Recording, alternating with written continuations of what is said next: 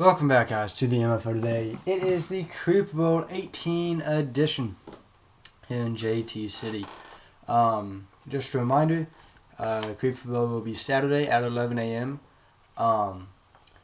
There might be a chance that gets moved back, but you guys, we will confirm that by about this time tomorrow night. If you're watching this when this goes live, so around 8 o'clock Friday night, we will confirm what time we will be playing. So, you should know the matchup by now. It is Newman and Mindbake for the 6th time ever, the 4th time in the last 5 seasons. However, Mindbake has won the last 2 meetings in the Super Bowl, last season in 17 and in Super Bowl 15. So Newman's looking to even that, even the last 4. And even the series overall, because Mindbake leads 3-2 in the overall Super Bowl series. Now, Newman leads the all-time series 21-20, so Mindbake with a win can actually tie the all-time series. And then the biggest kind of accomplishment that can come out of this game is whoever wins will win their 7th Super Bowl, which will be the most all-time.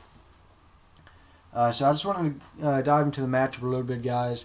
Again, there's not really anything else to talk about the MFL. Before I do start, the award show should be around this time tomorrow. It will more than likely be pre-recorded. So just be prepared for that, guys. If it is pre-recorded, I will it's less than 10 minutes. But that will be premiered around this time tomorrow if we do it. Again, we've gotten to a point where, we might not be, like Media Day we canceled, and so I'm not sure we will be able to do we might not do the award show. If not, I'll just announce them on a video tomorrow. So you guys will see some, but I'm not sure it'll be the actual awards show. So we dive into the matchup here, and I'm just going to go down the list. Both Newman and Mindbake are 5-2 heading in, 4-2 in the regular season where they win. In the playoffs, we look at rushing. Newman is dead last in rushing yards, 278 total, which is just under 40 yards per game. Mindbake, just over 93 yards a game with 654 total. They are 3rd in rushing this season. And both of them are under 2 rushing touchdowns a game. Newman is right at 1 with 7. Mindbake has 13, so almost 2. Mindbake is 2nd in that category. And Mindbake is actually 4th in that category. The 2 teams who have less rushing touchdowns than Newman are Springfield and Metro City. And then these are the 1st and 3rd best passers in the league. Now, Newman's 2nd in completion percentage at 66%. Mindbake is actually 1st at 71%. Metro City's 3rd in that category, I believe. I actually didn't write that down, but yes, Metro City's 3rd. But the interesting stat here in terms of completion percentages, Newman is 114 for 173. Mindbake is 49 at 69. So Newman leads in attempts and completions, but Mindbake just Newman throws the ball downfield more than Mindbake. Mindbake just throws more screen passes, but hey, it's however you can get it done. And the next highest is Metro City, who's 65 for 127. In terms of completions. No, Metro City actually has more completions than Mindbake, but in terms of pass attempts. And then in passing yards, Newman is 1st with 1,449, which comes out to right at 207 a game. Mindbake, 113 yards per game, so that comes out to 793 over the 7 games so far. Newman is 1st, Mindbake is 3rd in that category. Metro City's 2nd, of course.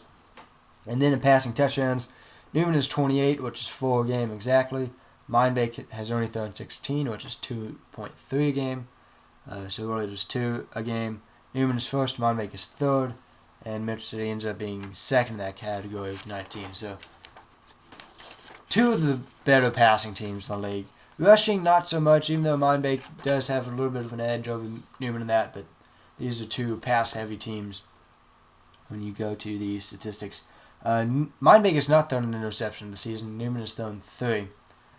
and Mindbake has 3 defensive interceptions on the season, so that could be something to look out for, especially after Newman threw an interception on their opening drive last season in the Creeper Bowl, which really ended the game as Mindbake went up 14-0 at that point, and Newman could never come back.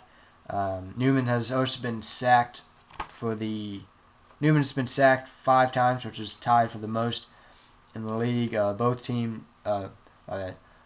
only been sacked twice, which is 4th. Both are 4 and 4 on field goal attempts. Now points. This really gets interesting as well. Newman is the leading scorer, 266 points total and 38 points a game. Mindbake 239 points scored, averaging just over 34.1 points a game. Now, an interesting stat on teams who lead the league in scoring and how they did in the Creeper Bowl. So we started, this is stupid, but we started tracking points only in Season 8. So we had about 8 seasons where we did not track points, which is incredibly stupid. I regret not having stats from Season 1, which that probably, Season 3. I regret not having stats since it's been on YouTube. But the first 4 times we kept points as stats, the highest scoring team didn't even make the Creeper Bowl.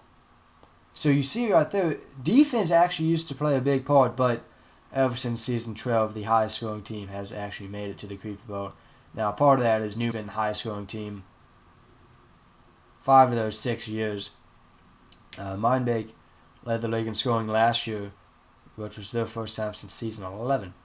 So, teams who have led the league in scoring and in the Creeper Bowl, they're only 4 and 6. They've only won 4 Creeper Bowls, and they've either lost or not even made 6 of the remaining ones. Now, out of the 4 teams who have won the Creeper Bowl, while being the highest scoring team, Newman has done that 3 times.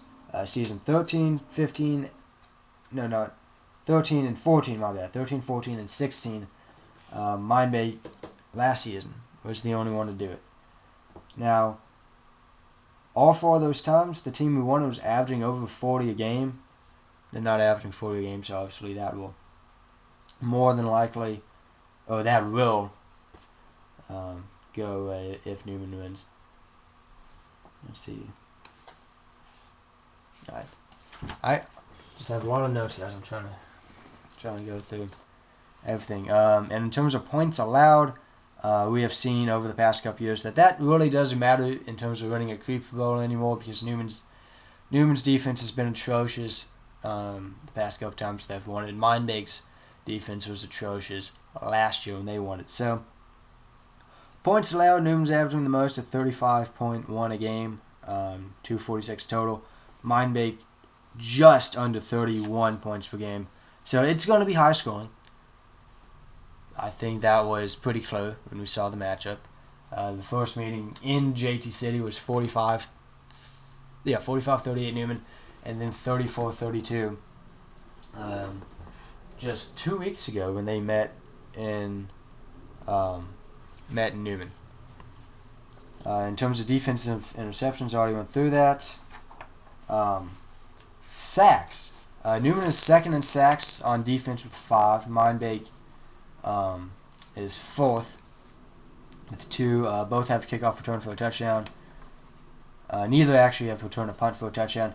Now, third down, another one, which is interesting. Newman has had the least amount of third downs faced with only 34, but they are 21 to 34. 21 to 34, which is 62%, which is first in the league. Mindbake is last at 33%. Mindbake's gone for the second most. They're 16 of 48. The only team who's gone for it more is Springfield, who is 19 of 54. That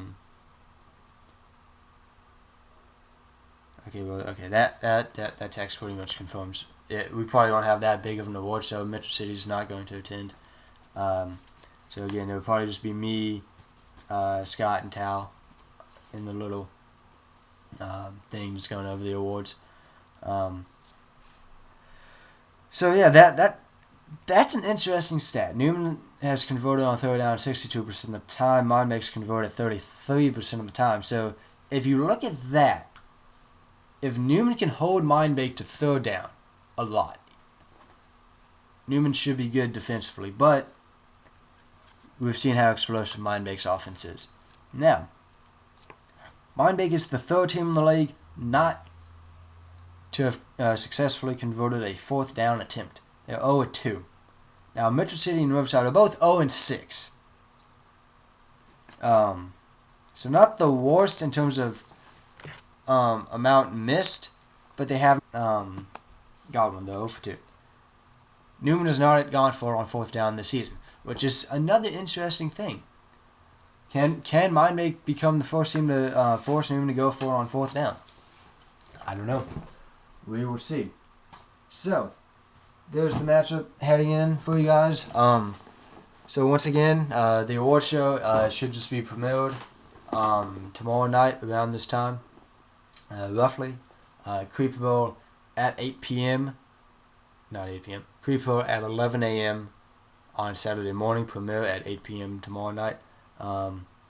And I'll be in the chat there, guys. So if you have any questions about anything, if we get a confirmation on the time there, then I will tell you guys. But again, it's scheduled for 11 a.m. If you guys don't hear anything else, it will be 11 a.m. If you guys do hear something from me about the time, that means it will change.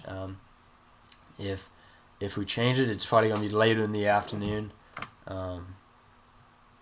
Just because I know, it's just Scott's family, and yeah, so you guys don't have to worry about it. You guys just want to see the game. So again, it should be a good one. It is Newman and Mindbake, part number 6, and we'll see you guys there. Hopefully, this is the last Newman Mindbake Creeper we have, because we do want different teams in. You know, I know I said it. Tao said it. We do want different teams, but we can't just throw it. You know, so if we continue to win, we continue to win, and we all have to accept it.